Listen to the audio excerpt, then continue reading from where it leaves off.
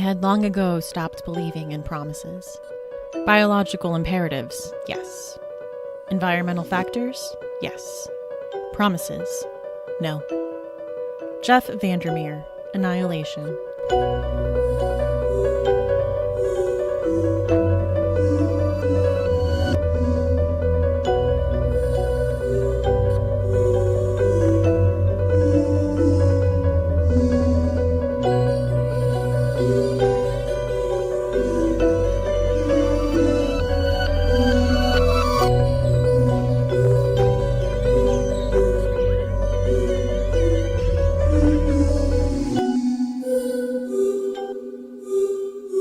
Welcome to Books in the Freezer, a podcast dedicated to the deliciously disturbing world of horror fiction. I'm Stephanie. And I'm Devin. And today we were asking the question in space, can no one really hear you scream when we talk about science fiction horror? Is that the Jason X tagline? This episode of Books in the Freezer is brought to you by Audible. This podcast wouldn't be possible without audiobooks. So if you want some spooky stories told by some familiar voices, try Stephen King's Pet Sematary, read by Dexter's Michael C. Hall, or The Dead Zone, read by James Franco, or podcast favorite Joe Hill's Nosferatu, read by Kate Mulgrew. For a free audiobook and 30-day trial, go to audibletrial.com/booksinthefreezer. Happy listening. Is that Jason? What? No. I've seen Alien. I just didn't remember the tagline and I attributed it to the wrong movie.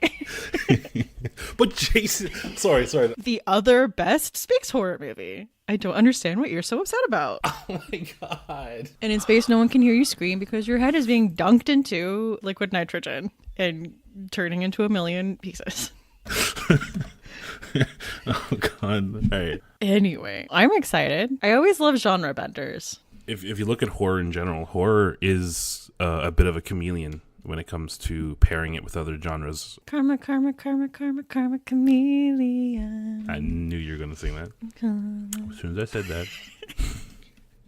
But yeah, no, it really is. It's a chameleon. It blends with pretty much every genre you can come up with. Like, we've already had our episode, we talked about comedy and how that's really good at breaking tension, making the story feel like a lot of ups and downs. It really strengthens it. You can have like dramatic stuff, romantic stuff that gets the reader invested into the characters. So you can pretty much tie horror elements or take elements from other genres, put it into horror stories, and then mesh really well. Usually by contrast, horror is like the horrific and everything else is kind of the counterbalance. But today we're talking about science fiction. I don't know. I think with science fiction, it's not so much a yin and yang thing. It's they are so well suited for each other. So in essence, I don't think necessarily a sci-fi horror really would count as a genre bender. I think they're just in like a natural evolution of each other, if that makes any sense at all.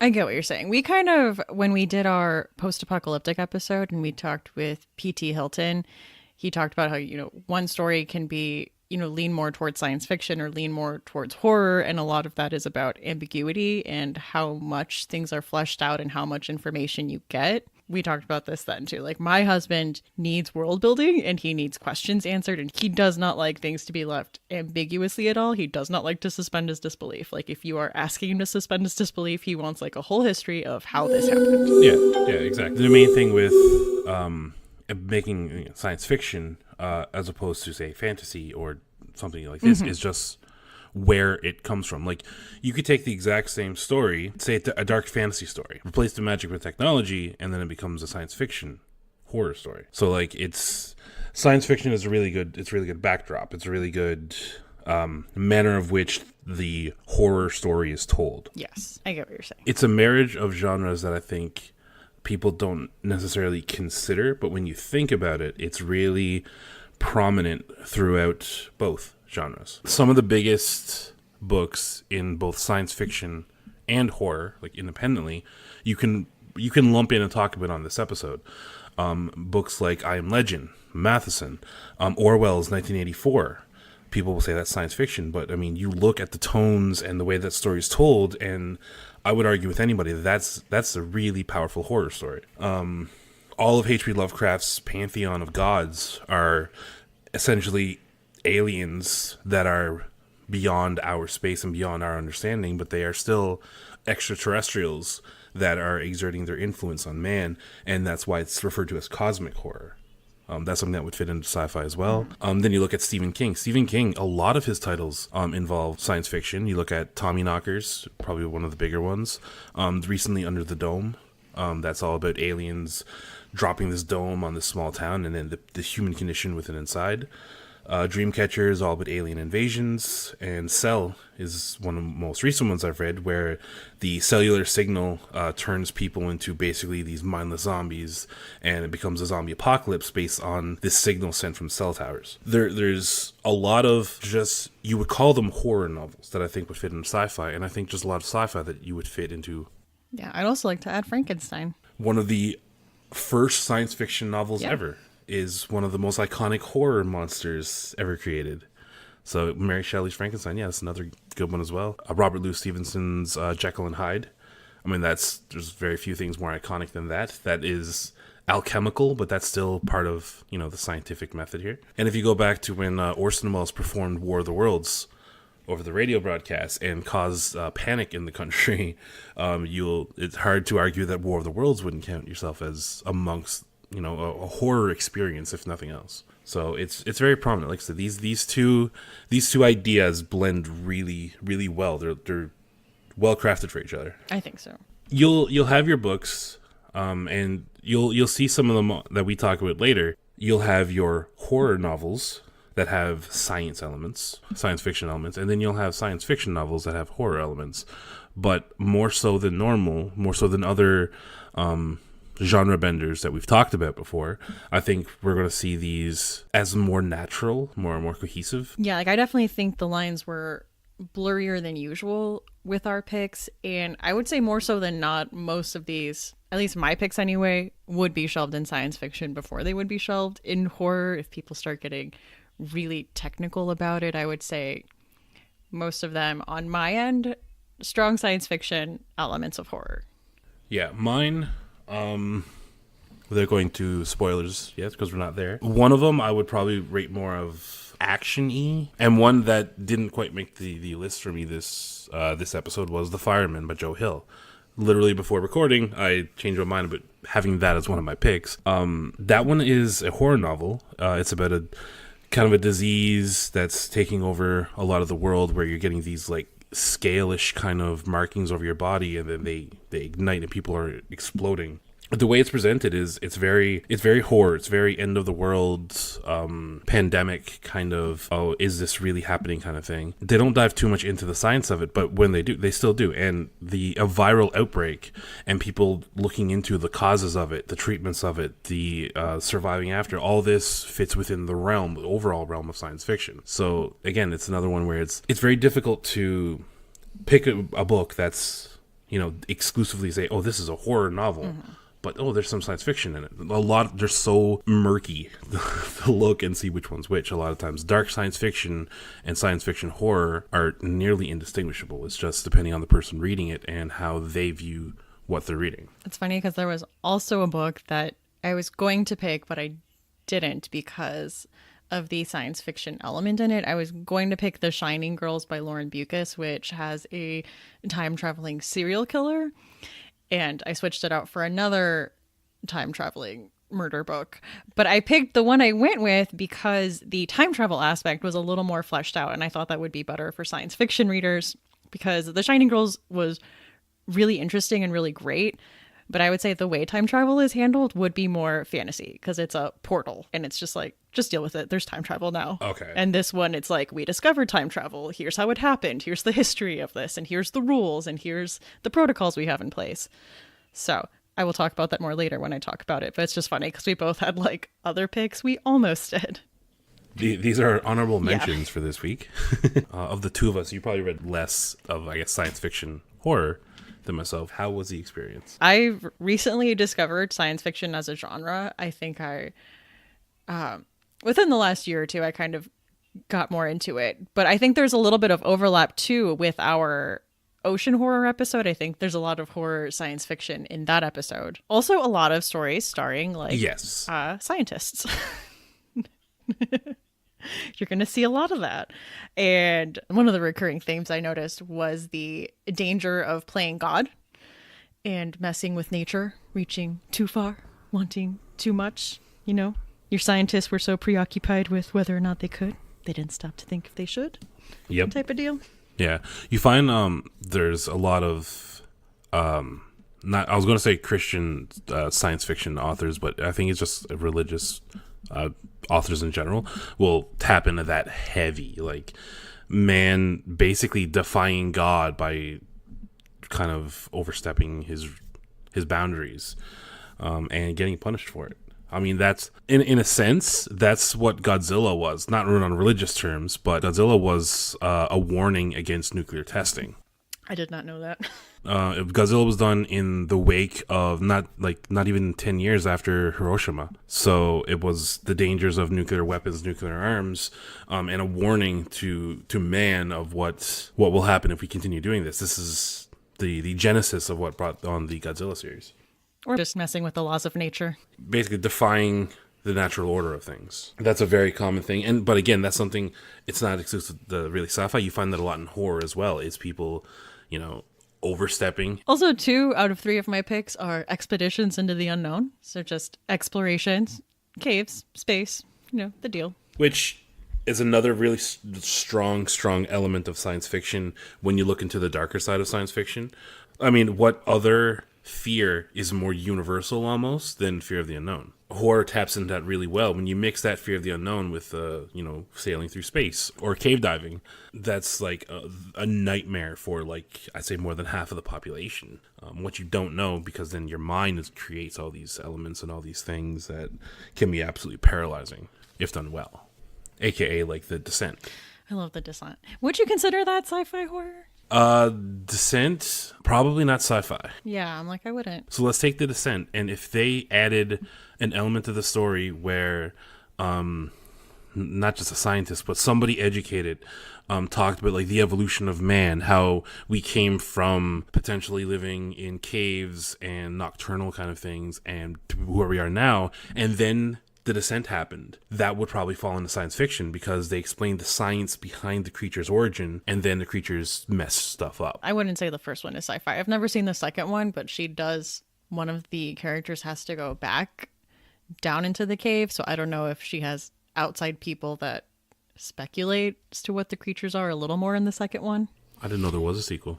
But yeah, that would be adding a science fiction element to a horror story. But it's still, as I said earlier, how easy it is to blend the two together, right? It's just missing that little origin story, and then it's part science fiction tale. Sure. Speaking of, do you know any other movies that blend science fiction with horror? Every single, with some exceptions, amazing horror movie that came out in the late 70s to like early 90s can pretty much fit into here, and some earlier ones. The original Blob came out in 1958, and it's literally nothing more than a big pink mass devouring everything. But it's an alien. It came from space, therefore science fiction. One of my favorite movies in this episode that we're going to even hint at is They Live, because it has Rowdy Roddy Piper in it, who was a wrestler. But it's basically an alien invasion. You got this blue collar worker dude. He finds these black sunglasses, and when he puts it on, he starts seeing weird things. Like, there's people that have these weird, like, grotesque, dark faces with big bulging eyes, and it turns out there's been an alien invasion going on for a long time, and they've infiltrated all parts of society. And there's these weird propaganda things you can see on billboards that you can only see with the glasses on, and it's hilarious. How about you? I mean, I see a glaring omission on this list. What would that be? Only one of the best sequels. You know what I'm talking about. I don't know what you're referring to. Nothing. Jason X. No, seriously though. I'd like to add okay. Invasion of the Body Snatchers. Body Snatchers, yes. That's an iconic, like one of the iconic horror movies. And clearly science fiction. Pod people, that's something that scared people for decades. Something that I think people would say is more sci-fi, but as a child I would have argued with you that it's horror. Jurassic Park. Yes. That I absolutely. It's especially if you consider The dinosaurs getting off the islands. Oh my gosh. I lived in San Diego while I watched that. That was horrifying as a child. You poor thing. I was like, they are literally where I live. We haven't mentioned like the biggest ones yet, but I'm sure everybody listening right now is screaming at their phone, waiting for us to say something like Alien, like the iconic of iconic. John Carpenter's The Thing, Predator, all these big budget, like, well, in The Thing's case it was a remake, but these '80s massive movies that came out, they all fit within the realm of horror. Ooh, The Faculty. Oh my god, yes. Well, The Faculty is a play on the Invasion of the Body Snatchers. It just takes place in a high school. Yeah. One of my favorite ones as a kid was Critters. Critters were absolutely adorable. I love those guys. They're little furball aliens that do nothing but eat. And when they like are running around or move, the way they move around is they're like Sonic the Hedgehog.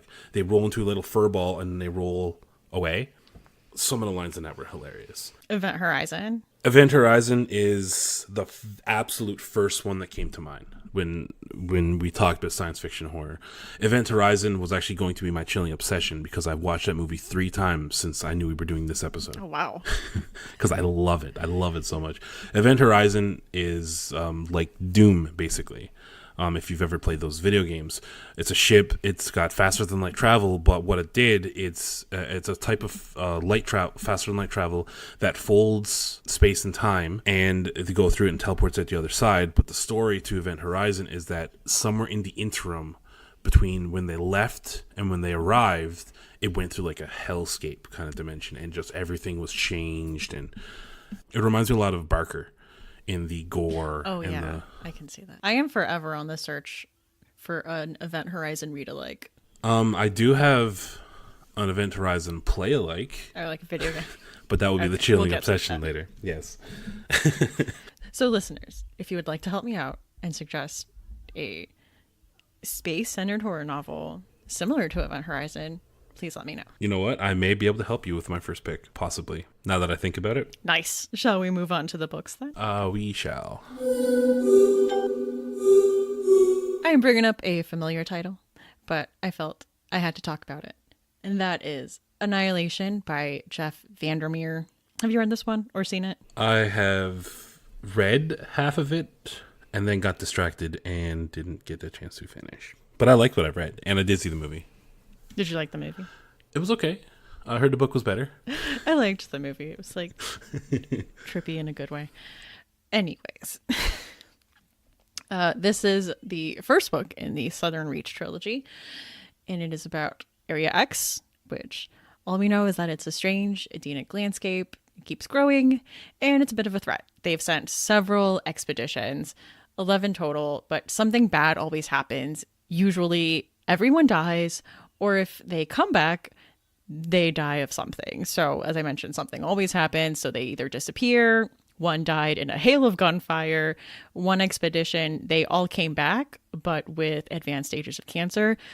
Or the very last 11th expedition came back just catatonic, like shells of their former selves. So they are sending a 12th expedition. And this time it'll be 4 women, an anthropologist, a biologist, a surveyor, and the de facto leader, the psychologist. This is being told from the point of view of the biologist, and nobody knows anybody's names. Everyone is just referred to by their job. So the characters are referred to as, the anthropologist, the surveyor, the psychologist. And as you read the story, I love the writing in this, and just the slow tensions within the group, which I know is a very Stephanie thing to say. Yes, listen, I love a good breakdown of a group dynamic, and the landscape starts getting to them. The things that they are observing don't make any sense, and can they trust what they are seeing? Can they trust each other? I would say a perfect Stephanie book, like Chef's Kiss. Yeah, your taste in narratives like that, the character-centric, group dynamic kind of thing, I think that's one of the few things that you and I are completely on the same page on. We disagree on so much, but I think that one we are on the same page. And yeah, that's one thing what I've read of Annihilation I did enjoy. Man. I think I need to reread it soon. But that is my pick. I would say this is room temperature. Yeah, you're following the biologist as she kind of just hikes through Area X, and it's almost like a sleepy tone, like just kind of going through the motions, if that makes sense. Yeah, no, it makes sense. And that's something that I meant to bring up when we were discussing the genre in general, is that in the more heavy you go into the sci-fi, the less of a temperature we're going to get on this, because the way science fiction horror tends to do it is if they go heavy sci-fi, then they're explaining away a lot of the things that are happening, which immediately diminishes like the intrigue and the mysterious factor of it. So the more they explain, the more scientific they are about things, the harder it is to really get a fright out of it. I agree. Yeah. Know what I mean? Yeah. And that brings me to what may be what Steph was asking for earlier, which is, I think, not a perfect match, but it's certainly an Event Horizon-ish kind of horror story. I'm listening. It's from an author that I've mentioned before in the Small Press episode, Paul E. Cooley, and this is Derelict Marines. So, Derelict Marines is the first of I believe it's going to be 4 books now. It was supposed to be 1 saga. It's called the Derelict Saga now. And this is the story of the ship Mira. Mira is a science fiction version of Noah's Ark, where humanity kind of came together, built the ship. It was packed with like the resources and the information required and stuff required to rebuild civilization, so on and so forth. And once it left our solar system, it just disappeared, which caused a lot of political strife on Earth. And all this, but that's the backdrop. That was 50 years ago. So Mira has now returned 50 years later, outside the orbit of Pluto, and this is a story of a team of Marines and scientists making their way to find out what happened with the ship. Full disclosure, I will say that I don't think this is a book you can just read the first one and be completely satisfied. I think this is better, and even Paul has said this on his own podcast. It's more of a long story that should have been one just big book than a couple of separate ones. But Paul is one of my favorite horror authors right now. He's got a really good grasp of the genre, and this was his foray into military science fiction. But what he ended up creating is, again, this like really tense and kind of even somewhat claustrophobic story of this spaceship Mira and the antics of the crew going to investigate what's going on. I'm presently finished the 3rd book right now, so I'm not sure what I can get into with it, spoiling anything, but yeah, it's definitely worth a read. I'd say worth a listen. Paul is a podcaster. He podcasts all of his fiction as well, so he narrates it himself, and the audiobook is read by him too. So yeah, I would highly recommend his work, especially this one here. This is one of his more successful titles that came out recently. And in terms of a temperature rating for the series, I would probably maybe put it in the fridge. This first one has a lot of build up, so probably closer to room temperature, but I do think it's a good read worth your time. I'm gonna check it out for sure. I'm glad to hear. Thank you. So that was Derelict Marines by Paul E. Cooley. So is the first title Derelict Marines, or is that the series? It's called the Derelict Saga now. Okay. When the book was published, it was Derelict Marines. It was going to be just the book. Okay. Marines. Marines wasn't actually on the title when he was writing it. It was just Derelict. But then when he realized, he was like, I'm done of a book, and I got like 2/3 left to go. Oh crap. Okay, give it a subtitle and move on to the next book. It's kind of what happened here. Okay. So my next pick is The Luminous Dead by Caitlin Starling. So this was actually a new release, came out I think early April, and it follows our main character, Gyre, who is a cave diver, but she may have, fluffed up her resume a little bit, may have lied about some of her experience in order to get this job, because all she wants is to save enough money to get off her home planet. And she has a mission. She just has things she wants to get done. This is a big job that pays really well. So she felt like she just kind of did what she had to do. So like I said, she lied about how much technical experience she had as a cave diver, but she does get this job. And there's things that she was expecting. Like when she took this cave diving job, she was expecting to have a whole crew of people that she was talking to, that she was reporting to.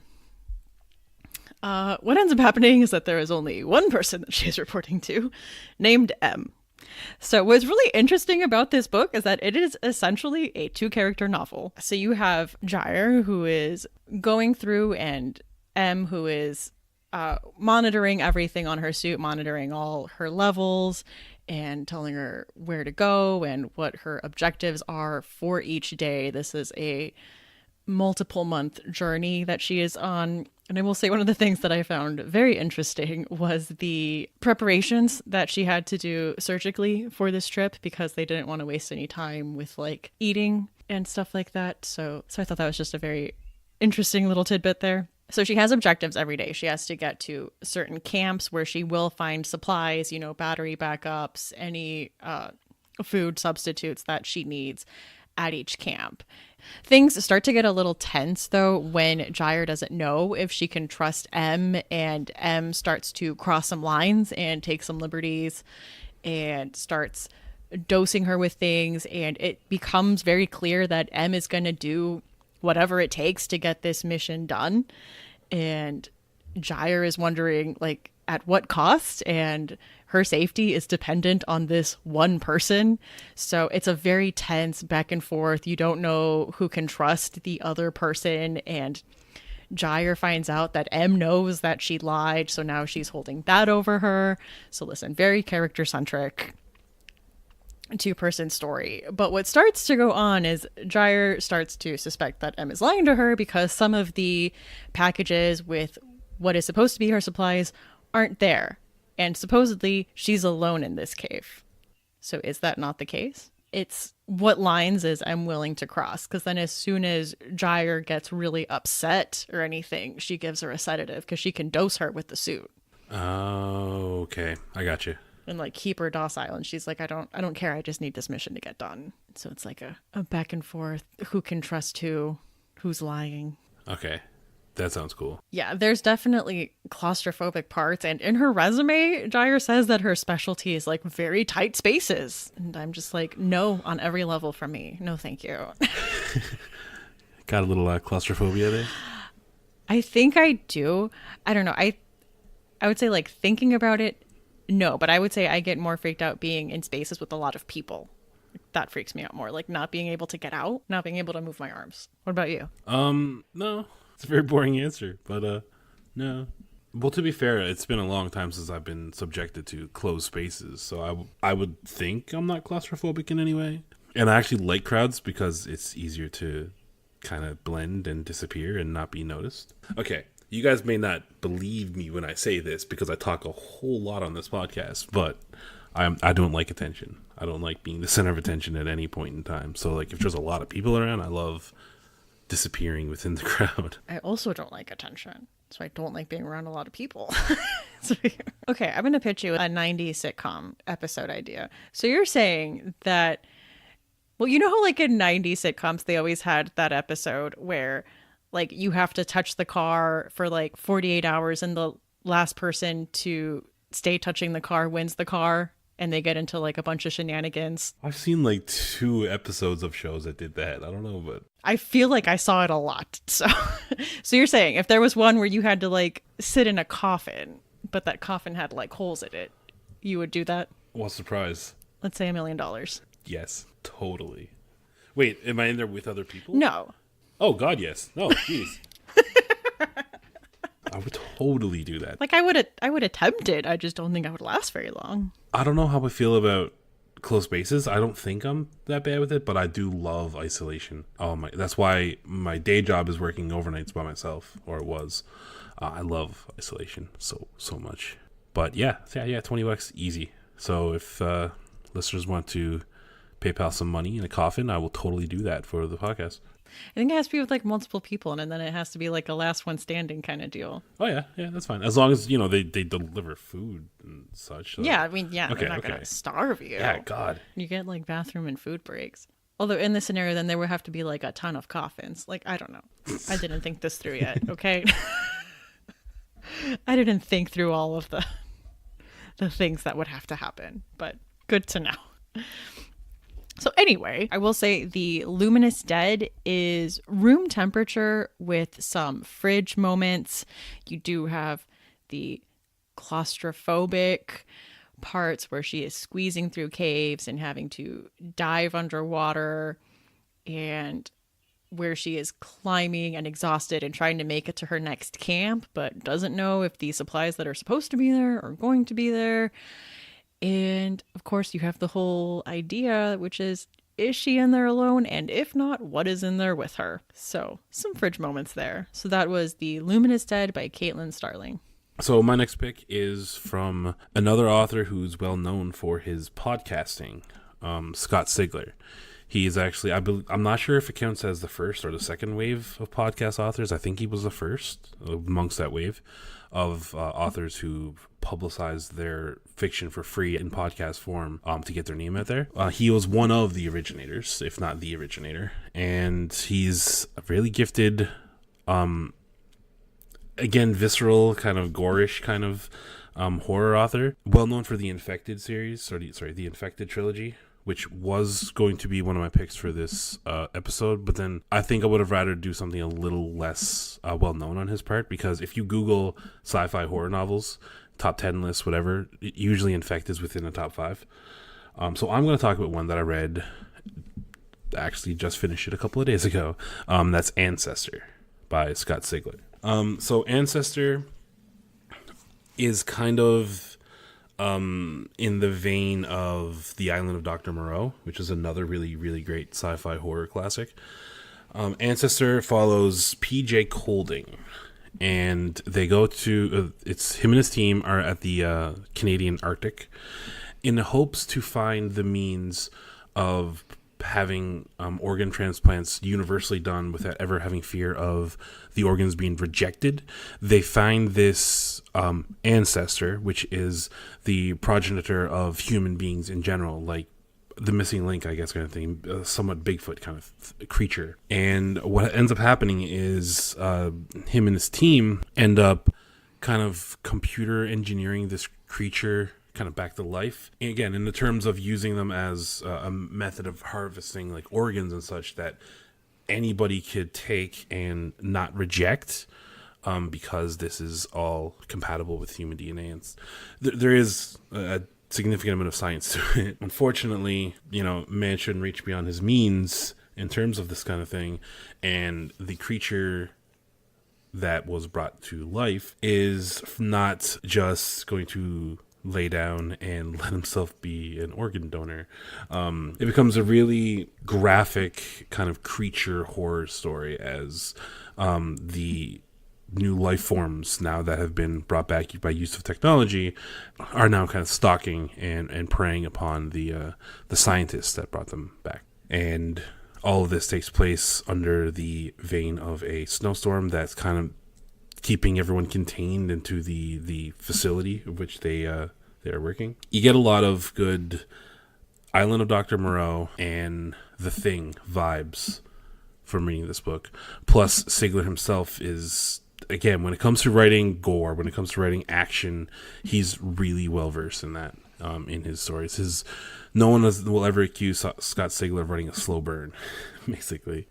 Although I would recommend pretty much almost anything he's put out that I've read, Alive, the Infected series, Earth Core. There's a lot of good sci-fi in there. Ancestors is one I just finished reading, and I adored it.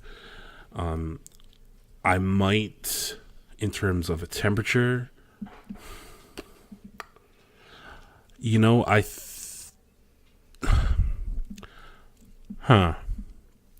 I want to say fridge, but I think there's a lot more action to this where there could have been more tension, so I'm probably going to have to go with room temperature as well for this one, even though, again, it's a very cold room temperature. Okay. I've seen Scott Sigler a lot, and you're right. He's definitely one of the big names that pops up when you Google sci-fi horror. Yeah, like I said, he got to start publishing his stuff for free just on his podcast, like weekly episodes of like a chapter or two, and that's how he got well known. And then he got traditionally published with Del Rey. So yeah, he's really, he has his own I guess technically indie published series of science fiction sports. Okay. The GFL series, where it's like they have so many different sports games. And anyway, that's a whole different kind of podcast. So we'll stop there. But yeah, he's well known. If you like sci-fi horror, you already know who he is. This is just my nod to check out Ancestor, because it's one I don't necessarily see a lot of people talking about. Right on. That was Ancestor by Scott Sigler. So my last pick is the time travel murder story that I mentioned at the top of the episode. Yay. This is The Gone World by Tom Swetterlich. And this follows Shannon Moss, who works with a special division of the NCIS in 1997. She's assigned a murder case where a Navy SEALs family was brutally murdered and his teenage daughter is still missing. And the Navy SEAL himself is also missing. And he was a part of the USS Libra, which was a ship that explored the darkest corners of deep time. It has a connection to Moss's own background. In hope of finding answers and finding the teenage daughter and just kind of finding out what happened here, she travels to the future for answers. So in this book, by 1997, the military has discovered time travel and does use it from time to time. So when she travels forward in time to, I think, like 2015, she meets up with other Marines and looks through files to see if in this future we figure out what happened and if we ever find the daughter or find a body. But the way this is laid out is when you travel to the future, that's not necessarily the future. It's called an if. So it's just one of many possibilities of what the future could be. Of course. The time paradox, you find a lot in time travel. Oh man. This one made my head hurt, but in a good way. A lot like Dark Matter by Blake Crouch. I think when you start talking about like, yeah, that and just, parallel dimensions, you're like, wow, okay. So I would say because of that, there is a little bit of a Minority Report kind of bit to it. She's working against a lot of things, but one of the things that she is working against is this event called the Terminus, which will bring the end of humanity. So the Terminus and any scene where what the Terminus is and a world where the Terminus is here is described are horrific and do add a little bit of cosmic horror. Yay. And every time that she travels and people come back in different ifs, the Terminus keeps getting closer. So, they come back and they say, it doesn't happen until 2040. Or, we came back and this time it happened in 2020. This time it happened in 2007. Right. It is just so gory. This one is very action-packed. This is a little bit of a procedural. She has a murder case. She's trying to figure out what happened. But there's just so much going on here. There's a little bit of space travel, a little bit of crime prevention, a lot of high-speed chases and intrigue, a creeping apocalyptic event. Just a lot of stuff happening. Yeah, that sounds packed. It was so good. Like, I could not put this down. So another thing with the ifs is that in this 1997 is the anchor point, like the true timeline. So they call that terra firma. Okay. And I guess when she travels to future timelines, as soon as she leaves, those timelines blink out of existence. Like, there's a lot. Yeah. Time travel is tricky to write because there's so many moving parts like that. Yes. So if you want something that's a little bit of a mind bender, I would definitely suggest this. This one was a lot of dark fun. Very fast paced, like I said. I would say this is Fridge. Fridge? Yes, there is a lot of moments of dread, a lot of gore. A lot of people dying in this one. So surprisingly, we do have a Fridge pick here. Yay. So this is The Gone World by Tom Swetterlich. Okay. All right. You ready for some chilling obsessions? I am ready for some chilling obsessions. So my chilling obsession is the second season of The Chilling Adventures of Sabrina on Netflix. Season 1 was a chilling obsession I did when it came out. I don't remember what episode I recommended it in, but I just finished season 2 and I thoroughly enjoyed it. I will say episode 1 for me, I kind of got off to a rocky start. So this whole season deals with a lot of gender issues and feminism, but I think the first episode, the way that they went about it was a little too on the nose for me. There wasn't a whole lot of nuance and a lot of subtlety. They were very much like, this season we're talking about. And it didn't quite work for me from a storytelling perspective. I wanted it to be a little more nuanced within the storytelling. But other than that, I thought the rest of the season played out really well. I thought there was a lot of stories that I was very interested in, a lot of character arcs that I wanted to know what happened. As usual, there's one episode per season that's kind of a standalone.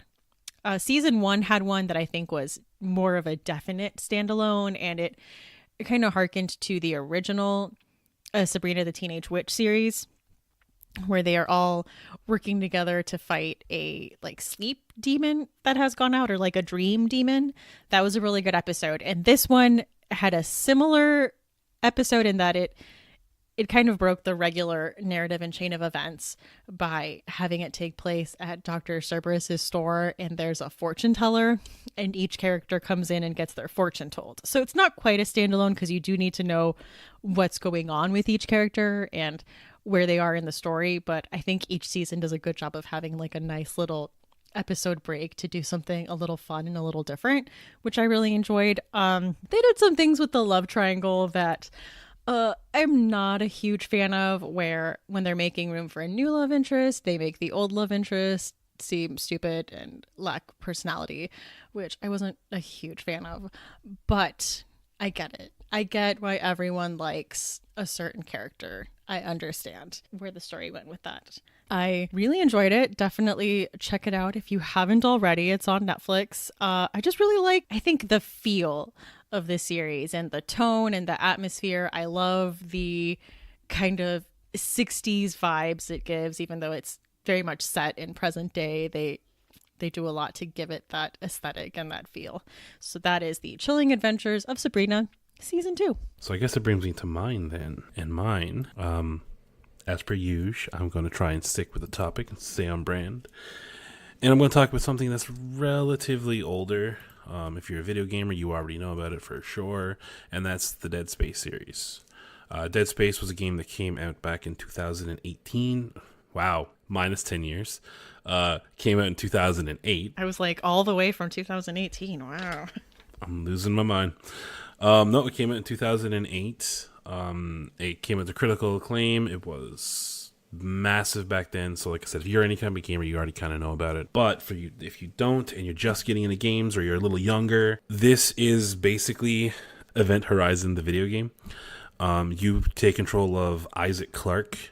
You are on a ship on your way to this, I believe it's like a mining facility originally, like a scientific outpost that has lost communication back with Earth. And when you arrive, your ship gets damaged, so you get stranded there, and the game is you trying to figure out what happened, get your ship basically repaired so you can escape. All the while, you find out that these creatures exist on the ship, and they're like distorting the people from the ship, the crew and the families, and turning them into these like grotesque, deformed monsters called necromorphs. It's a third-person shooter game, not traditionally like it's not you have an assault rifle or shotgun and you're blowing things away. You actually have weapons that are more tool related, like they shoot razor blades and lasers that cut, because the way to kill necromorphs is to actually chop off their limbs. It's really got a lot of the same aesthetics as you would find in something like Event Horizon or Doom or something like that. Lots of good jump scares in it. The creatures are terrifying, and there's a psychological aspect to this because the whole premise of this is that the mining facility found this like big artifact, and then people started worshiping it like it's a god, and then changing themselves, and it gets pretty in depth. There's 3 games in the series, the first 2 of which are really good. And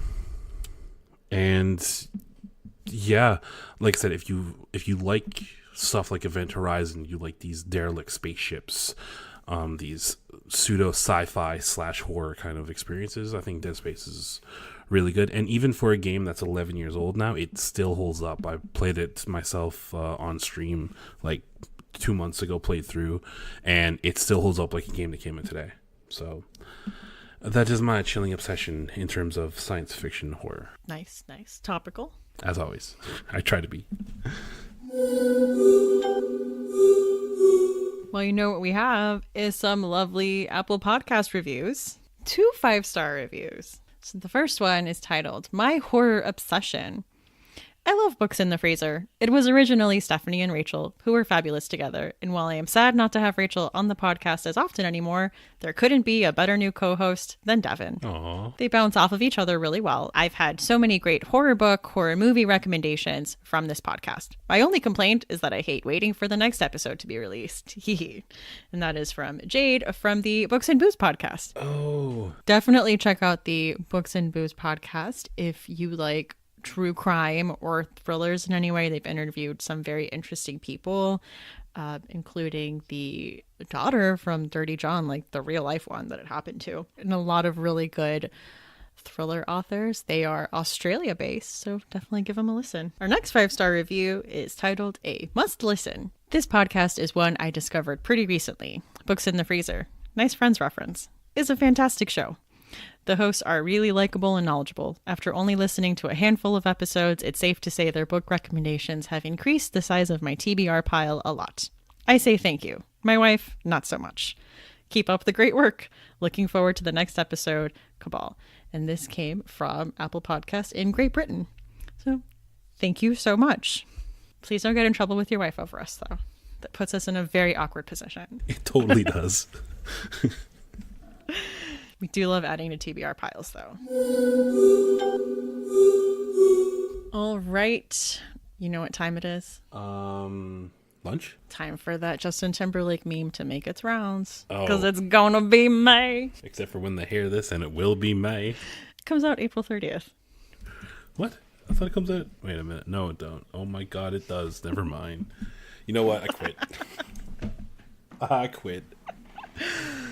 So new month, new book club pick. And what will we be reading in May, Stephanie? We are going to be reading The Family Plot by Sherry Priest. And what, pray tell, is the family plot? I shall tell you by reading the back of this book.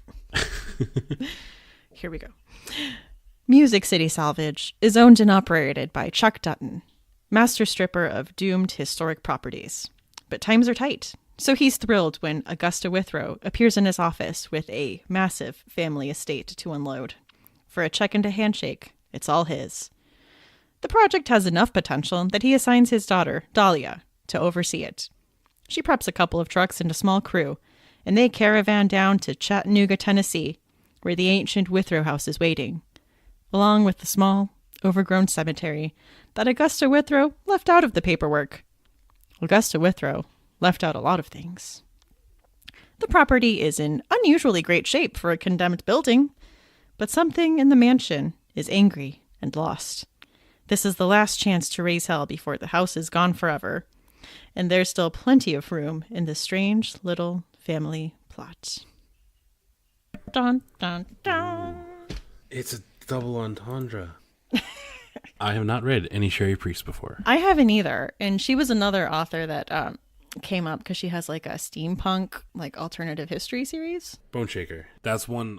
When I do these episodes, I actually reach out to like friends. I'm like, okay, guys, I'm going to be talking about this particular type of horror. Do you have any recommendations? Bone Shaker came up like 3 times from other people. So that's one I want to get to too. So the family plot seems like a haunted house story with modern Gothic sensibilities. Which makes it a Stephanie book, just with the modern Gothic part, for sure. So I do have it all set up on the Goodreads group, separated into 5 chapter sections for discussion. So if you are planning on joining us, as we've said before, please check out the Goodreads group and drop in your 2 cents after you finish a section and see what other people are saying about it. Be a part of the conversation. So we hope to see you there. Books in the Freezer is a bi-weekly podcast. We post episodes every other Tuesday. You can find us on Twitter at BooksFreezerPod or on Instagram at BooksInTheFreezer. You can find us on Facebook at facebook.com/BooksInTheFreezer. You can send us an email at booksinthefreezer@gmail.com. Show notes for this episode and all previous episodes will be at booksinthefreezer.com. I'm Stephanie. You can find me on Twitter at lady_Ganya. That's LADY_GHENON.